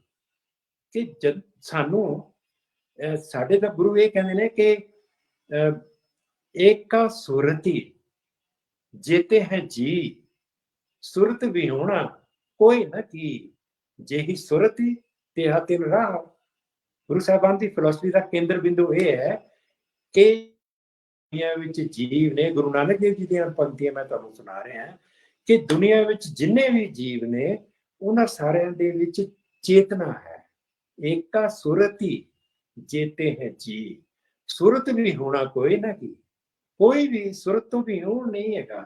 ते फिर असली गल की है कि जेही सुरत तेहा तिन राह, कि जिहो जी बंदे की सुरत है उसका वो राह हुंदा कि तुहानूं किहने हक दिता है कि दूसरे दे बंदे दूसरे दे राह नूं तुसीं अपने मुताबिक क्यों बदलो? तुहानूं कोई हक नहीं। हर बंदे नूं, हर बंदा एक मुकद्दस होंद है। गुरबाणी हर बंदे की जिहड़ी इंडिविजुअल फ्रीडम है, उसकी जिहड़ी चेतना है, उसकी फ्रीडम की पैरवी करते हैं। किसी को यह अधिकार नहीं। वो गुरु गोबिंद सिंह दे लो, वो कहते हैं आप अपनी बुद्ध है जेती। खूबसूरत लाइना ने, आप अपनी बुद्ध है जेती, वर्णत भिन्न भिन्न तोहिती। हे अकाल पुरख, जिहो जी किसी बंदे दी अपनी बुद्धि है, ਉਹਦੇ ਮੁਤਾਬਕ ਉਹ ਤੈਨੂੰ ਬਿਆਨ ਕਰਦਾ ਹੈ। ਇਹ ਲਿਬਰੇਟਡ ਗੱਲ ਹੈਗੀ ਜਿਹੜੀ ਅੱਜ ਦੁਨੀਆ ਦੇ ਵਿੱਚ ਜਿੰਨੇ ਝਗੜਿਆਂ ਦੀ ਸਾਰੀ ਜਿਹੜਾ ਕਾਰਨ ਕੀ ਹੈ ਕਿ ਹਰ ਕੋਈ ਇੱਕ ਆਪਣੀ ਜਿਹੜੀ ਆਈਡੀਓਲੋਜੀ ਨੂੰ, ਆਪਣੇ ਧਰਮ ਦੀ ਪੋਲਿਟਿਕਸ ਨੂੰ ਇੰਪੋਜ਼ ਕਰਨਾ ਚਾਹੁੰਦਾ ਹੈ। This is not acceptable. Gurbani accept ਨਹੀਂ ਕਰਦੀ। ਇਸੇ ਕਰਕੇ ਗੁਰੂ ਸਾਹਿਬਾਨ ਆਪਣੀ ਜਿਹੜੀ ਸਰਵਉੱਚ ਬਲੀਦਾਨ ਦਿੰਦੇ ਨੇ, ਉਹ ਜਿਹੜੀ ਹਿਊਮਨ ਰਾਈਟਸ ਦੀ ਫਰੀडम ਦੇ ਲਈ ਗੁਰੂ ਤੇਗ ਬਹਾਦਰ ਜੀ ਦਾ ਜਿਹੜਾ ਬਲੀਦਾਨ ਹੈ, ਉਹ ਉਹਨਾਂ ਦੀ ਬਾਣੀ ਦਾ ਇੱਕ ਵਿਹਾਰਕ ਮਾਡਲ ਹੈ। ਗੁਰਬਾਣੀ ਜਿਸ ਤਰ੍ਹਾਂ ਦੇ ਬੰਦੇ ਦੀ ਸਿਰਜਣਾ ਕਰਦੀ ਹੈ, ਉਹ ਦੂਜੇ ਨਾਲ ਵੈਰ ਵਿਰੋਧ ਕਰਨਾ ਨਹੀਂ ਸਿਖਾਉਂਦਾ, ਦੂਸਰੇ ਦਾ ਦਮਨ ਕਰਨਾ ਨਹੀਂ ਸਿਖਾਉਂਦਾ। ਪੀਸਫੁਲ ਕੋਐਗਜ਼ਿਸਟੈਂਸ ਦਾ ਹੈ ਵੀ ਭਾਈ ਸਾਡਾ ਰਸਤਾ ਸਾਨੂੰ ਮੁਬਾਰਕ ਹੈ, ਤੁਹਾਡਾ ਰਸਤਾ ਤੁਹਾਨੂੰ ਮੁਬਾਰਕ ਹੈ। ਏਕਮ ਸਦ ਵਿਪਰਾ ਬਹੁਤਾ ਬਦਲਤੀ। ਸਾਡਾ ਰਿਸ਼ੀ ਜਦੋਂ ਰਿਗਵੇਦ 'ਚ ਕਹਿ ਰਿਹਾ ਅੱਜ ਤੋਂ 5000 ਸਾਲ ਪਹਿਲਾਂ ਕਿ ਸੱਚ ਤਾਂ ਇੱਕ ਹੈ, ਏਕਮ ਸਦ ਵਿਪਰਾਹ ਬਹੁਤਾ ਬਦਲਤੀ, ਕਿ ਜਿਹੜੇ ਵਿਦਵਾਨ ਲੋਕ ਨੇ ਉਸ ਇੱਕ ਸੱਚ ਨੂੰ ਅਨੇਕਾਂ ਨਾਮ ਦੇ ਰਾਹੀਂ ਵਿਅਕਤ ਕਰਦੇ ਨੇ। ਝਗੜਾ ਕਾਹਦਾ? ਅੱਲਾ ਤੇ ਖੁਦਾ ਦਾ, ਅੱਲਾ ਤੇ ਰਾਮ ਦਾ, ਅੱਲਾ ਤੇ ਬ੍ਰਹਮ ਦਾ ਕੋਈ ਝਗੜਾ ਨਹੀਂ ਹੈ। ਬਸ ਝਗੜਾ ਉਹ ਹੁੰਦਾ ਹੈ ਕਿ ਜਦੋਂ ਇੱਕ ਆਈਡੀਓਲੋਜੀ ਨੂੰ ਅਸੀਂ ਪੋਲੀਟੀਕਲ ਜਿਹੜਾ ਨਾ ਵੈਪਨ ਬਣਾ ਲੈਂਦੇ ਹਾਂ। ਧਰਮ ਤਾਂ ਜੀਵਨ ਦੇ ਵਿੱਚ ਅੰਤਿਮ ਅਰਥਾਂ ਦੀ ਸੋਝੀ ਕਰਾਉਂਦਾ ਹੈ। ਜਦੋਂ ਸਿਆਸਤ ਇਹਦੇ ਉੱਪਰ ਹਾਵੀ ਹੋ ਜਾਂਦੀ ਹੈ, ਉਦੋਂ ਧਰਮ ਨਹੀਂ ਰਹਿੰਦਾ। ਧਰਮ ਜਿਹੜਾ ਨਾ ਉਹ ਇੱਕ ਡਿਸਟਰਕਟਿਵ ਪਾਵਰ ਬਣ ਜਾਂਦਾ ਹੈ। ਤੁਸੀਂ ਦੇਖ ਸਕਦੇ ਹੋ ਕਿ ਜਿੰਨੇ ਧਰਮ ਦੇ ਨਾਂ ਤੇ ਯੁੱਧ ਵੀ ਬਹੁਤ ਹੋਏ ਨੇ, ਧਰਮ ਨੇ ਬੰਦੇ ਨੂੰ ਲਿਬਰੇਟ ਵੀ ਕੀਤਾ ਹੈ ਤੇ ਧਰਮ ਦੀ ਦੁਰਵਰਤੋਂ ਵੀ। ਧਰਮ ਦਾ ਕਸੂਰ ਨਹੀਂ ਹੈਗਾ, ਮਜ਼ਹਬ ਦਾ ਕਸੂਰ ਨਹੀਂ ਹੈ। ਇਹ ਮਜ਼ਹਬ ਨੂੰ ਇੱਕ ਹਥਿਆਰ ਦੇ ਤੌਰ ਤੇ ਵਰਤਣ ਵਾਸਤੇ ਆਪਣੀ ਈਗੋ ਨੂੰ, ਗੁਰੂ ਨਾਨਕ ਦੇਵ ਜੀ ਔਰ ਗੁਰਬਾਣੀ ਦੇ ਵਿੱਚ ਸਭ ਤੋਂ ਵੱਡਾ ਰੋਗ ਜਿਹੜਾ ਨਾ, ਉਹ ਕਹਿੰਦੇ ਨੇ ਉਹ ਬੰਦੇ ਦੀ ਈਗੋ ਹੈ। ਕਿ ਜਦੋਂ ਬੰਦਾ ਆਪਣੀ ਹਉਮੈ ਦਾ ਸ਼ਿਕਾਰ ਹੋ ਜਾਂਦਾ ਹੈ, ਉਹ ਦੂਜੇ ਨੂੰ ਕੁਝ ਨਹੀਂ ਸਮਝਦਾ। ਉਹ ਸਮਝਦਾ ਕਿ ਮੈਂ ਹੀ ਮੈਂ ਹਾਂ। ਹਉਮੈ ਦਾ ਮਤਲਬ, ਹਉ ਦਾ ਮਤਲਬ ਮੈਂ, ਤੇ ਮੈਂ ਦਾ ਮਤਲਬ ਜਿਹੜਾ ਮੈਂ ਕਰਦਾ ਉਹ ਹਉਮੈ ਹੈ। ਔਰ ਇਸ ਨੂੰ ਗੁਰੂ ਅਰਜਨ ਦੇਵ ਜੀ ਤੋਂ ਵੱਧ ਕੌਣ ਸਮਝਾ ਸਕਦਾ ਹੈ? ਉਹ ਕਹਿੰਦੇ ਨੇ ਹਉਮੈ ਰੋਗ ਮਾਨੁਖ ਕੋ ਦੇ। ਕਿ ਹਉਮੈ ਉਹ ਰੋਗ ਹੈ ਜਿਹੜਾ ਬੰਦੇ ਨੂੰ ਦਿੱਤਾ ਗਿਆ ਹੈ। ਕਾਮ ਰੋਗ ਮੈਗਲ ਵਸ ਲੀਨਾ, ਦ੍ਰਿਸ਼ਟ ਰੋਗ ਪਚ ਮੂਏ ਪਤੰਗਾ, ਔਰ ਫਿਰ ਨਾਦ ਰੋਗ ਖਪ ਗਏ ਕੁਰੰਗਾ। ਕਿ ਦ੍ਰਿਸ਼ਟੀ ਦਾ ਰੋਗ ਹੈ ਜਿਹਦੇ ਨਾਲ ਪਤੰਗੇ ਜਿਹੜੇ ਨੇ ਉਹ ਸ਼ਿਕਾਰ ਹੋ ਜਾਂਦੇ ਨੇ। ਔਰ ਫਿਰ ਜਿਹੜਾ ਨਾੜ ਦੇ ਰੋਗ ਰਾਹੀਂ ਜਿਹੜੇ ਕੁਰੰਗ ਨੇ, ਰਿੰਗਣ ਵਾਲੇ ਕੀੜੇ ਨੇ, ਉਹ ਸ਼ਿਕਾਰ ਹੋ ਜਾਂਦੇ ਨੇ। ਜੇਵਾ ਰੋਗ ਮੀਨ ਵਸਲੀਨੋ, ਕਿ ਜੀਵ ਦੇ ਰੋਗ ਰਾਹੀਂ ਮੱਛੀ ਜਿਹੜੀ ਹੈ ਨਾ ਜਾਲ 'ਚ ਫਸਦੀ ਹੈ, ਮੱਛੀ ਨੂੰ ਜੀਵ ਦਾ ਰੋਗ। ਜੇਵਾ ਰੋਗ ਮੀਨ ਵਸਲੀਨਾ ਵਸਨ ਰੋਗ ਭंवर ਬਿਨਸਾਨੋ, ਜੋ ਜੋ ਦੀਸੈ ਸੋ ਸੋ ਰੋਗੀ, ਰੋਗ ਰਹਿਤ ਮੇਰਾ ਸਤਿਗੁਰ ਜੋਗੀ। ਤੋ ਇਹ ਅੱਜ ਦੇ ਸਮਾਜ ਦੇ ਵਿੱਚ ਗੁਰਬਾਣੀ ਦਾ ਜਿਹੜਾ ਦਾਰਸ਼ਨਿਕ ਚਿੰਤਨ ਹੈ ਉਹ ਬਹੁਤ ਹੀ ਸਾਰਥਕ ਹੈ। ਮੈਂ ਤਾਂ ਜਦੋਂ ਦਾ ਮੈਂ ਗੁਰਬਾਣੀ ਦੇ ਅਧਿਐਨ ਦੇ ਨਾਲ ਜੁੜਿਆ, ਮੈਨੂੰ ਲੱਗਿਆ ਕਿ ਇਸ ਨੂੰ ਪੜ੍ਹਾਇਆ ਕਿਉਂ ਨਹੀਂ ਗਿਆ। ਸਾਨੂੰ ਵੈਸਟ ਦੀਆਂ ਫਿਲਾਸਫੀਆਂ ਪੜ੍ਹਾਈਆਂ ਗਈਆਂ ਨੇ, ਉਹ ਵੀ ਅਧੂਰੇ ਰੂਪ ਦੇ ਵਿੱਚ। ਸਾਨੂੰ ਮਤਲਬ ਹੈ ਕਿ ਵੈਸਟਰਨ ਜਿਹੜੇ ਸਾਨੂੰ ਦੱਸਿਆ ਗਿਆ ਸਾਡੀ ਸਿੱਖਿਆ ਪ੍ਰਣਾਲੀ ਦੇ ਵਿੱਚ, ਸਾਨੂੰ ਇਹ ਕਿਹਾ ਕਿ ਸਾਡੇ ਕੋਲ ਗਿਆਨ ਹੀ ਕੋਈ ਨਹੀਂ। ਵੀ ਇੱਕ ਸਾਨੂੰ ਤੁਸੀਂ ਦੇਖੋ, ਮੈਂ ਨਹੀਂ ਕਹਿੰਦਾ, ਤੁਸੀਂ ਆਪ ਦੇਖ ਲਓ ਸਾਡੀ CBSE ਦੀਆਂ ਕਿਤਾਬਾਂ ਵਿੱਚ ਹਿਸਟਰੀ ਦੇ ਵਿੱਚ ਕੀ ਉਹਨਾਂ ਨੇ ਕੀ ਕੀਤਾ, ਕੀ ਹੈ ਉਹਨਾਂ ਨੇ ਸਾਨੂੰ ਇਹ ਦੱਸਿਆ ਵੀ ਸਾਡੇ ਕੋਲ ਜਿਹੜਾ ਨਾ ਉਹ ਗਿਆਨ ਕੁਝ ਨਹੀਂ ਹੈਗਾ। ਸਾਡੇ ਕੋਲ ਕਰਮਕਾਂਡ ਹੈ ਤੇ ਜਿਹੜਾ ਜਾਤੀ ਪ੍ਰਥਾ, ਇਹ ਦੋ ਬਿਮਾਰੀਆਂ ਨੇ, ਕੋਈ ਗਿਆਨ ਗੁਣ ਨਹੀਂ ਹੈਗਾ। ਜੇ ਕਿਸੇ ਨੂੰ ਪੁੱਛੇ ਵੀ ਭਾਈ ਵੇਦ ਕੀ ਨੇ, ਉਹ ਕਹਿੰਦੇ ਉਹ ਕਥਾ ਕਹਾਣੀ ਹੈ। ਕਿੰਨੀ ਅਜੀਬ ਔਰ ਦੁਖਦਾਇਕ ਗੱਲ ਹੈ ਕਿ ਜਿਸ ਗਿਆਨ ਨੂੰ ਅੱਜ ਦੁਨੀਆ ਸਵੀਕਾਰ ਕਰ ਰਹੀ ਹੈ, ਉਹ ਭਾਰਤ ਦਾ ਜਿਹੜਾ ਸਾਰਾ ਗਿਆਨ ਦਾ ਸਾਰ ਹੈ ਨਾ, ਉਹ ਆਯੁਰਵੇਦ, ਯੋਗ ਤੇ ਵਿਦਾਂਤ, ਇਸ ਦੇ ਰੂਪ ਦੇ ਵਿੱਚ ਅੱਜ ਦੁਨੀਆ ਉਸ ਦੀ ਕਾਇਲ ਹੋ ਰਹੀ ਹੈ। ਸਾਨੂੰ ਪਤਾ ਨਹੀਂ ਕਿਹੜੀ ਪੁੱਠੀ ਮੱਤ ਕੀਤੀ ਜਾ ਰਹੀ ਹੈ ਕਿ ਸਾਨੂੰ ਇਸ ਆਪਣੀ ਵਿਰਾਸਤ ਤੋਂ ਮਹਿਰੂਮ ਕੀਤਾ ਜਾ ਰਿਹਾ, ਜਿਹਦੇ ਵਿੱਚ ਗੁਰਬਾਣੀ ਵੀ ਹੈ। ਗੁਰਬਾਣੀ ਦਾ ਜਿਹੜਾ ਵਾਸਤਵਿਕ ਗੌਰਵ ਹੈ ਨਾ, ਉਹ ਉਸਦਾ ਕਾਸਮਿਕ ਵਿਜ਼ਨ ਹੈ ਕਿ ਜ਼ਿੰਦਗੀ ਦਾ ਉਹ ਇੱਕ ਬ੍ਰਹਮੰਡੀ ਚੇਤਨਾ, ਕਿ ਜਿਹੜੀ ਬੰਦੇ ਨੂੰ ਉਸ ਕਾਸਮਿਕ ਨੁਕਤੇ ਤੋਂ ਬੈਠ ਕੇ ਦੁਨੀਆ ਨੂੰ ਦੇਖਣ ਔਰ ਆਪਣੇ ਰਿਸ਼ਤੇ ਉਹਦੇ ਮੁਤਾਬਕ ਬਣਾਉਣ ਦੀ ਚੇਤਨਾ ਪ੍ਰਦਾਨ ਕਰਦੀ ਹੈ। ਉਹ ਦਰਸ਼ਨ ਗੁਰਬਾਣੀ ਦੀ ਫਿਲਾਸਫੀ ਹੈ। ਤੇ ਉਸ ਫਿਲਾਸਫੀ ਦੇ ਰਾਹੀਂ ਜਿਸ ਤਰ੍ਹਾਂ ਦਾ ਬੰਦਾ ਗੁਰੂ ਸਾਹਿਬਾਨ ਸਾਜਣਾ ਚਾਹੁੰਦੇ ਨੇ, ਉਹਦੀ ਇੱਕ ਦੋ ਮਿਸਾਲ ਦੇ ਕੇ ਮੈਂ ਆਪਣੀ ਗੱਲ ਨੂੰ ਵਿਰਾਮ ਦਿਆਂਗਾ, ਖਤਮ ਕਰਾਂਗਾ। ਗੁਰੂ ਸਾਹਿਬਾਨ ਦੇ ਸਾਹਮਣੇ ਮਨੁੱਖ ਜਿਹੜਾ ਨਾ, ਪਹਿਲਾਂ ਤਾਂ ਗੱਲ ਆਪਾਂ ਕੀਤੀ ਹੈ ਕਿ ਉਹਦੇ ਕਾਸਮਿਕ ਵਿਜ਼ਨ ਦੀ ਗੱਲ ਕੀਤੀ, ਹੁਣ ਅਸੀਂ ਉਹਦੀ ਐਂਥਰੋਪੋਲੋਜੀਕਲ ਸੋਚ ਦੀ ਗੱਲ ਕਰ ਸਕਦੇ ਹਾਂ। ਗੁਰੂ ਸਾਹਿਬ ਨੇ ਮਨੁੱਖ ਨੂੰ ਅਲਟੀਮੇਟ ਦੇ ਨੁਕਤੇ ਤੋਂ ਦੇਖਿਆ। ਅਲਟੀਮੇਟ ਦੇ ਨੁਕਤੇ ਤੋਂ ਕੀ ਹੈ ਕਿ ਬੰਦਾ ਹੈ, ਉਹਦੀ ਇੱਕ ਲਿਮਿਟਿਡ ਲਾਈਫ ਸਪੈਨ ਹੈ। ਬੰਦੇ ਨੇ ਹਮੇਸ਼ਾ ਨਹੀਂ ਰਹਿਣਾ। ਗੁਰੂ ਨਾਨਕ ਦੇਵ ਜੀ ਨੇ ਤਾਂ ਇੱਕ ਸੈਂਟੈਂਸ ਵਿੱਚ ਗੱਲ ਮੁਕਾਤੀ ਹੈ ਕਿ ਜੇ 100 ਵਰਿਆਂ ਜੀਵਣਾ ਭੀ ਤਨ ਹੋਸੀ ਥੇ। ਇਹ ਅਲਟੀਮੇਟ ਰਿਐਲਿਟੀ ਹੈ ਮਨੁੱਖੀ ਹੋਂਦ ਦੀ, ਇੱਕ ਫਿਜ਼ੀਕਲ ਹੋਂਦ ਦੀ। ਔਰ ਇਸ ਦੇ ਵਾਸਤੇ ਉਹ ਕਹਿੰਦੇ ਨੇ, ਬੜੀ ਖੂਬਸੂਰਤ ਰਚਨਾਵਾਂ ਗੁਰਬਾਣੀ 'ਚ ਮੈਨੂੰ ਦਿਖੀਆਂ ਨੇ। ਉਹ ਕਹਿੰਦੇ ਨੇ ਕਿ 10-10 ਸਾਲ 'ਚ ਨਾ ਤੁਸੀਂ ਅਗਰ ਬੰਦੇ ਨੂੰ ਵੰਡ ਕੇ ਦੇਖੋ, ਤੁਹਾਨੂੰ ਸਮਝ ਆ ਜਾਏਗੀ। ਉਹ ਕਹਿੰਦੇ 10 ਬਾਲਤਨ 20 ਰਵਣ, 30 ਕਾ ਸੁੰਦਰ ਕਹਾਵੇ, 40 ਪੁਰ ਹੋਏ। ਤੁਸੀਂ ਦੇਖੋ 10-10 ਸਾਲ ਦੀ, ਜਰਾ ਤੁਸੀਂ ਆਪਣੀ ਉਮਰ ਦਾ ਅੰਦਾਜ਼ਾ ਲਾ ਕੇ ਦੇਖੋ।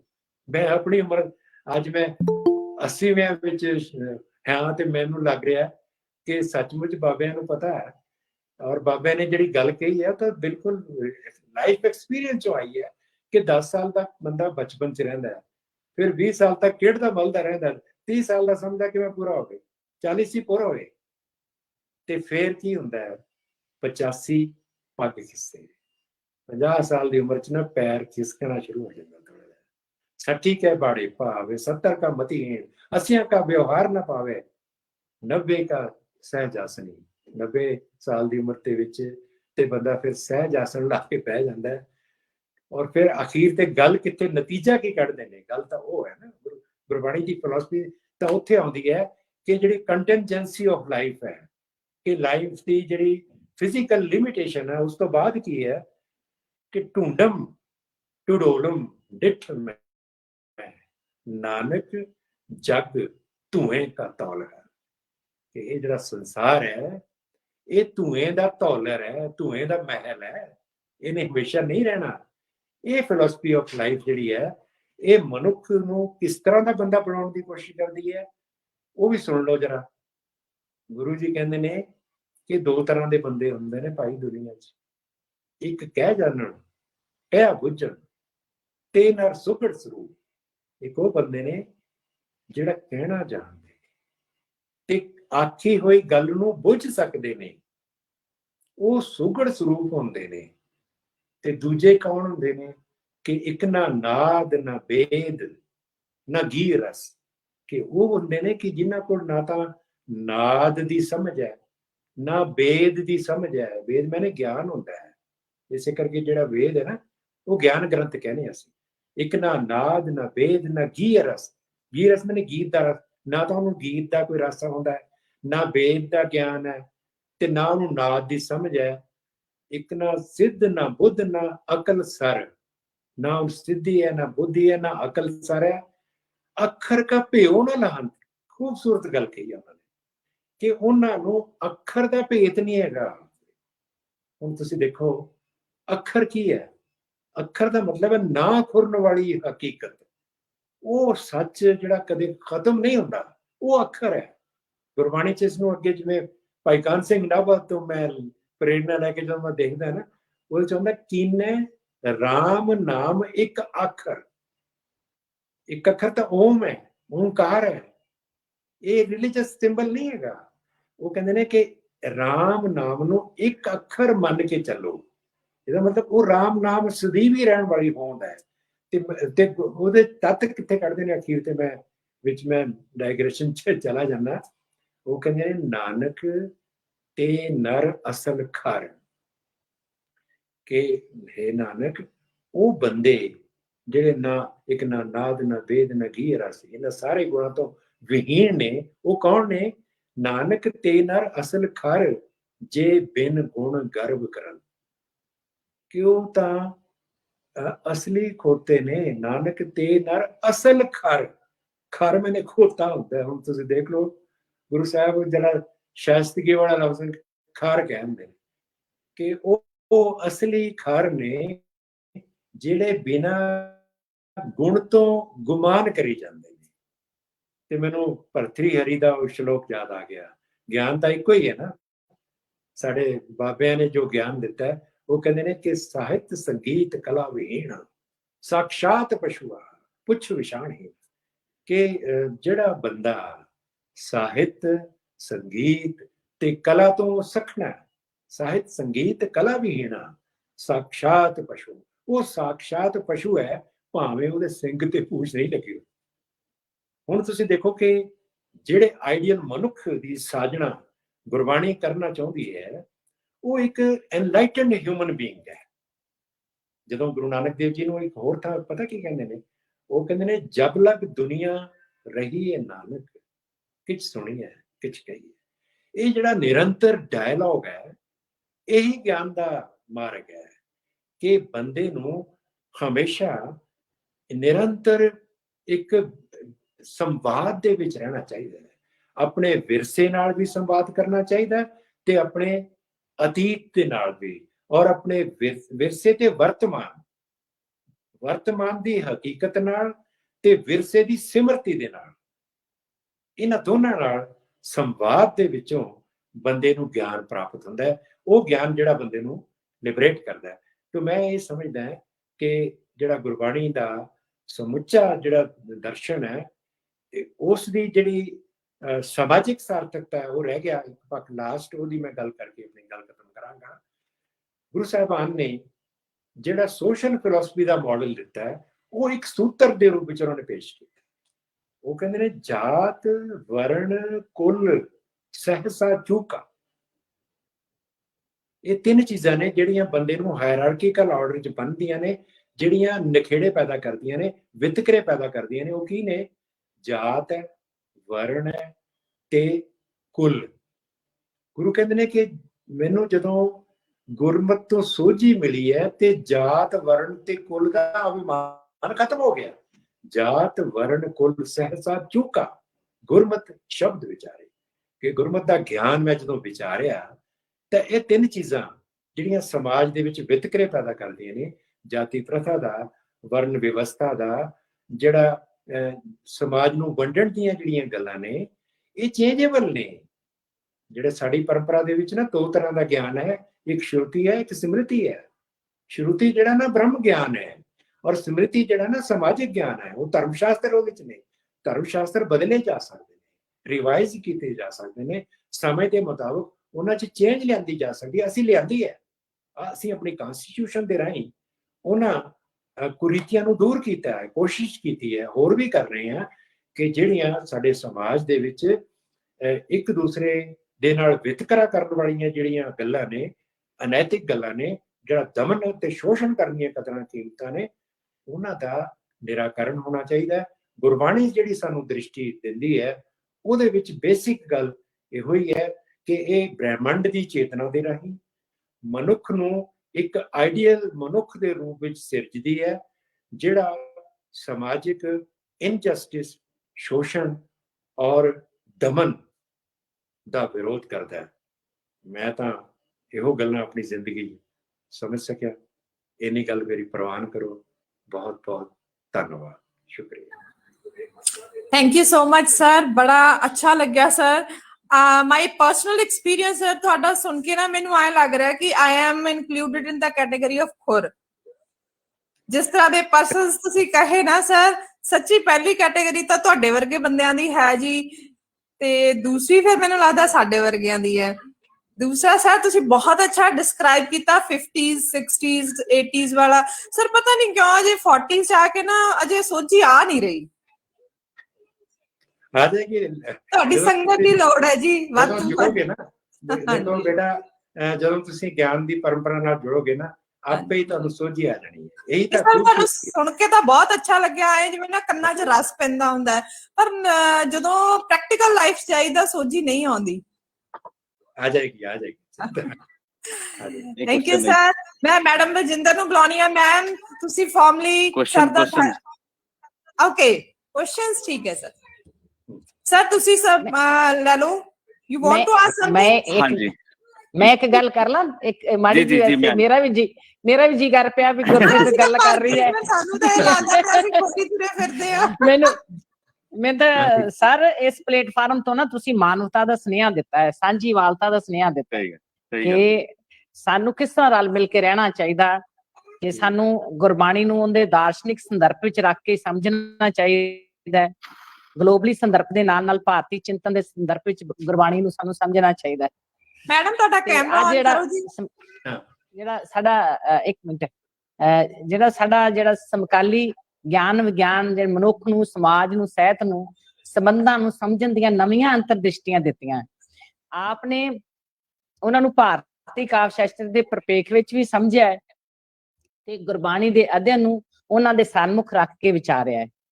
ਤੇ ਗੁਰਬਾਣੀ ਦੇ ਸੱਚ ਦੀ ਗੱਲ ਹੁੰਦੀ ਰਹੀ ਹੈ, ਜਿਵੇਂ ਕਿਸ਼ਨ ਸਿੰਘ ਜੀ ਨੇ ਕੀਤੀ ਹੈ। ਲੇਕਿਨ ਅੱਜ ਅਸੀਂ ਜਿਨ੍ਹਾਂ ਸਮਿਆਂ ਦੇ ਵਿੱਚ ਗੁਜ਼ਰ ਰਹੇ ਹਾਂ, ਅੱਜ ਜਿਹੜਾ ਸੱਚ ਉਹ ਚੈਲੰਜ ਹੋ ਗਿਆ ਹੈ। ਇਹ ਸਮਾਂ ਸੰਵਾਦ ਦਾ ਦੌਰ ਹੈ।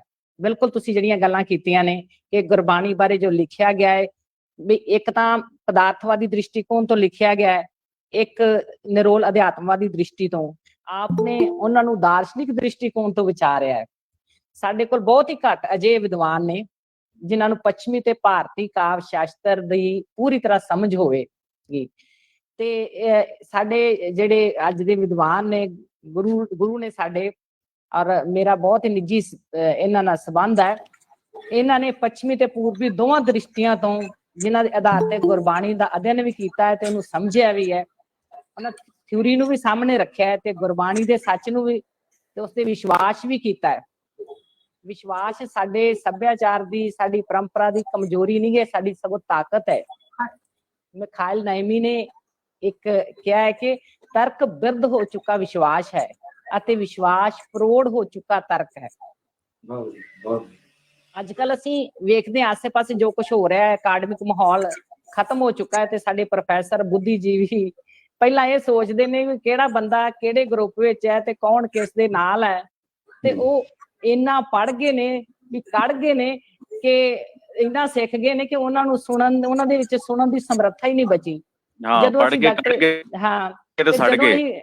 ਡਾਕਟਰ ਜਗਬੀਰ ਸਿੰਘ ਵਰਗੇ, ਪ੍ਰੋਫੈਸਰ ਜਗਬੀਰ ਸਿੰਘ ਵਰਗੇ ਵਿਦਵਾਨਾਂ ਦੀ ਗੱਲ ਆਉਂਦੀ ਹੈ ਤਾਂ ਇਸ ਤਰ੍ਹਾਂ ਦੀ ਗੱਲ ਹੁੰਦੀ ਹੈ। ਤੇ ਸਾਨੂੰ ਇਹਨਾਂ ਸਾਰੀਆਂ ਨਿੱਕੀਆਂ ਨਿੱਕੀਆਂ ਗੱਲਾਂ ਤੋਂ, ਸਿਆਸਤ ਤੋਂ ਉੱਚੇ ਉੱਠਣ ਜਾਣਾ ਚਾਹੀਦਾ ਹੈ। ਮੈਨੂੰ ਬਹੁਤ ਹੀ ਬੜਾ ਗਿਆਨ ਭਰਪੂਰ ਸੀ ਔਰ ਬਹੁਤ ਅਸੀਂ ਇਹਨਾਂ ਚੀਜ਼ਾਂ ਸਿੱਖਾਂਗੇ। ਸਾਡੇ ਵਿਦਿਆਰਥੀ